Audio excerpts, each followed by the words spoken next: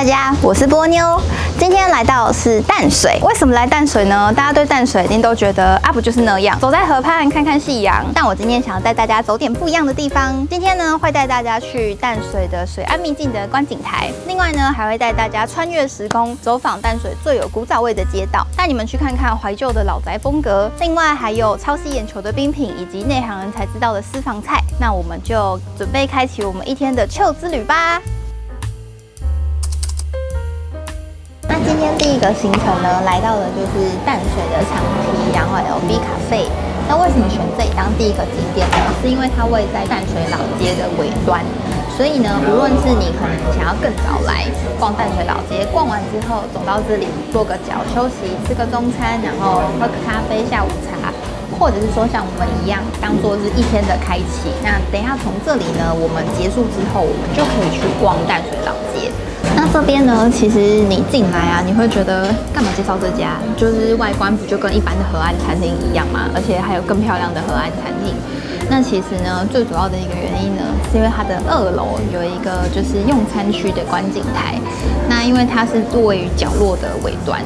所以它呢，整个观景台呢，就是非常的辽阔，可以就是看到完整的大概270度的淡水河和完整的这个观音山，那可以称之为就是最美的淡水水岸的秘境。无论是你是日落来啊，或者是看夕阳，然后看夜景，那或者是像我们这样子正中午的来，都可以看到不一样的风光。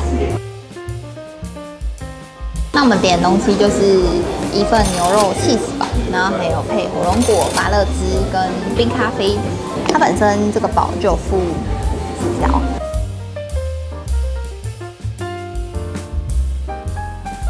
肉还蛮厚的，其实还蛮好吃的。毕竟是景观餐厅，所以价格跟餐点可能就比较一般一点，但是景色加分，餐点就加分喽。接下来呢，要带大家去我刚刚前面有提到的重建街，也就是淡水最古色古香、古早味的一个街道。它距今至少有200年的历史。我们从福佑宫往上走，也就是淡水的妈祖庙。那因为我们今天到访的时候，淡水妈祖庙它是在整修中，所以它没有办法就是进去参拜跟参观。再往上走的阶梯呢，我们就会遇到淡水的日式景观宿舍。它以前呢是给日本时代那时候的高级的警员所住的一个宿舍，所以里面呢整个还蛮舒适的，而且也保有就是非常浓厚的日式风格。那也适合呢在抵达重建街之前呢，当做是一个中间的一个休憩站。里面的话，淡水的景观宿舍呢，它的客厅进去是比较一个洋派的作风的沙发。那再往里面走呢，有一个让我印象特别深刻的部分，就是叫做原侧。原侧呢，就是他们一个算是走廊的一个概念。那它旁边的走廊，它是窗景，玻璃窗景，所以看出去呢是可以看得到淡水河跟观音山的。在以前啦，因为现在已经被树挡住了，不过它那边望出去的景还是非常的优美，非常的漂亮啊。里面冷气也开得很强，所以天气热的时候，那边非常的适合休息。那其他还可以参观的地方，大概就是一些像是座敷啊，或者是它的寝室、寝所。日本景观的宿舍休息完之后啊，我们就继续往楼梯上面走，然后记得就是走到有一个挡的地方，它左手边就是我们可以去到的，就是重建街。那重建街其实蛮长一条的。那在那里面呢，你就可以看到一些很古早味，就是很古色古香，完全是那种红砖盖起来的那种老砖房。但是我们原本要去的那间没开。对，我们原本要去一家就是保有非常怀旧风格的一个淡水酒看的咖啡厅、咖啡馆，但是他今天休困，所以我们就没有办法拍到给大家看。那大家就是来的时候呢，可以去探索看看那个秘境，也是一个还蛮不错又宁静的一个地方。那我们从重建街那个怀旧的老宅走出来之后呢，来到的这家是丹顶豆的双麒麟跟手工煎饼店。那为什么来这家呢？是因为大家其实逛淡水老街啊，最常看到的就是那种巨无霸的双麒麟，然后或者是什么土耳其冰淇淋，老板一直耍弄你这样。但这一家呢，它比较不一样，它是卖手工煎饼。但是它有做芝麻跟花生口味的，就是真材实料的双麒麟。老板这边啊，因为它的双麒麟融化会比较快，是因为它有说双麒麟冰淇淋内部有那个通料棒，那它是因为有芝麻跟花生的颗粒，所以它没有办法用那个通料棒让它通过，所以它这边的话，其实成本相对来说是比较高的。那你吃一口，你就完完全全可以知道说为什么这个花生还有这个芝麻的味道，真的就是真材实料的味道，不会说只是在吃一个双麒麟饼的感觉，很好吃，真的很好吃。所以它一个40块，80块啊，一只80，对啦。但它价格当然也是80块，虽然说没有到非常便宜，可是它的味道真的是非常的真材实料，就你不会觉得说吃到那种加水的双麒麟的感觉。所以如果你很喜欢花生或是芝麻口味，或者是说你已经吃腻了那种巨无霸的双麒麟，推荐大家一定要来这家。它不会很远，它就是往真理大学的旁边的小巷子走上来，几步路就到了。一个小上，对，一个小上坡，几步路就到了。看到全家小上坡往上走。大概走不到5分钟就会到了。这家呢，来到的是称之为淡水最强的冰店，真的一点也没有夸饰。大家一定会觉得这边就是一个网美景点，然后它就是拍照的冰打卡好看而已。当然，这也是其中一个原因之一，所以它那么夯。那另外一个原因呢，就是这边的刨冰呢，其实也很不一样。它是本身老板有选用就是比较贵的机器，所以让它的冰啊，就是质地呢做出来是会比较鲜甜的，然后甚至是近乎到就是雪花冰的口感。所以你吃起来的话，会比较像雪花冰的感觉。那我们今天点的呢是芒果优格冰，它在制作的时候呢，它底下会先放像雪花冰的刨冰，再来就会加炼乳，然后跟加它的优格在底层，然后里面呢也还有芒果。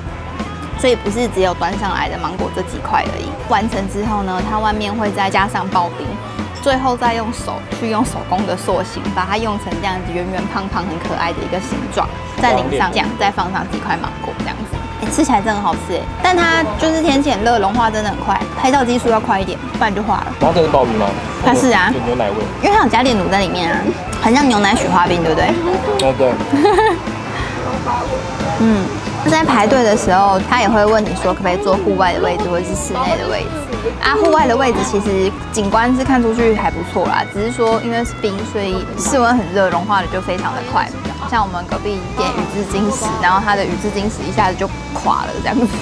另外的话，假如说你是选择室内的，可能就会需要等比较久一点的时间。不过它那样的环境就是还蛮舒适的，虽然说空间不大，可是冷气够凉。它的座位是有点像是船舱的那种观海的那种，就是有点椭圆状的座位，看起来是蛮舒适的。然后另外的话，这边呢有一个小缺点，就是它是不能够电话预约的，所以所有的部分都要现场排。那即使我们今天已经是平日，就是不是5、6日这种周末日来，它还是非常非常的多人。我们也是有小排了一下，所以这家人气真的非常的夯，绝对淡水最强的冰店，推荐大家来。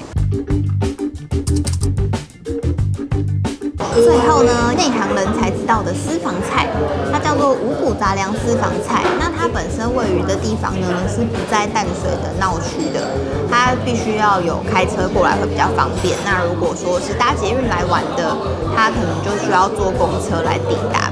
但是你一到这边呢，你绝对会觉得很超值，就是很特别，因为它外面呢外观就是整个都是植栽包覆了整个它的外观。然后门口推进来呢，是一个很复古的感觉，瓷砖也是给你一个完全就是怀旧复古风的老宅感，包括它里面也用了很多的植栽，然后用一些像是很复古的机车，然后包括旧式的裁缝机，甚至有胶片 CD 放在里面，整个环境跟空间是非常的舒适的。那另外一个很特别的点是，为什么它叫私房菜？因为呢，它是无菜单料理。所以他在用餐的时候呢，他就是算人头。你进来，你只要跟他说哦，你今天几个人，然后报上人头，他就给你2个价钱可以选择，有380跟600。那我们今天选的是一个人380，所以总共会有3道菜。这个的话是他的小菜，试看看。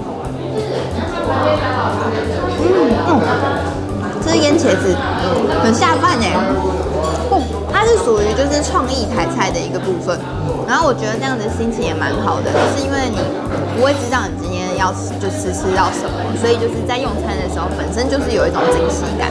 那当然，如果你有一些忌口的东西不吃，在定位的时候就是要跟老板他们提前讲，那他就会帮你稍微微调一下你的菜单这样子。最重要的一点，这家没有预约吃不到，所以记得如果大家想来要来吃，记得要先预约。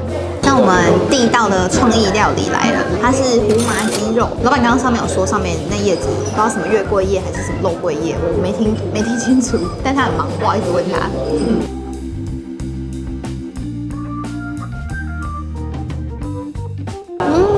你听胡麻鸡肉可能会觉得啊，不就是胡麻酱吗？然后还有什么特别的？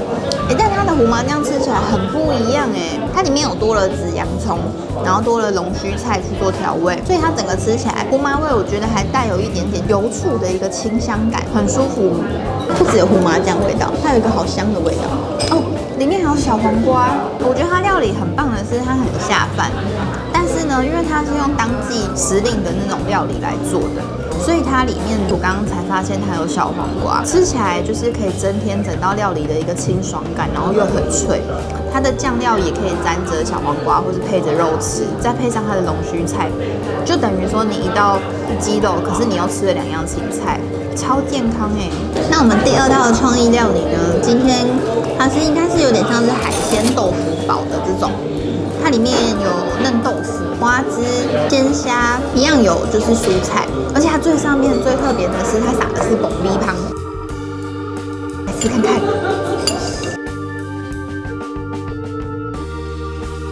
很好吃，跟外面吃到的海鲜豆腐煲完全不一样，因为我们是可以吃小辣，所以它的东西有一点点小辣的味道，然后里面的那个香菇啊跟海鲜跟它调的这种酱料的比例抓的超刚好的。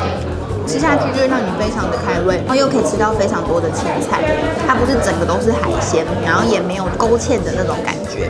虾子很大只，然后花枝也非常的 Q 弹，非常的鲜嫩，好吃。那最后一道的话就是清炒时蔬，它是清炒高丽菜，上面配一些豆芽，绿豆芽。这就比较清菜一点，不过吃起来口感，因为它还是有加一些其他不同的东西进去做调配，所以口感吃起来会比较丰富。3菜380，等于说是一道菜就只要100出头块。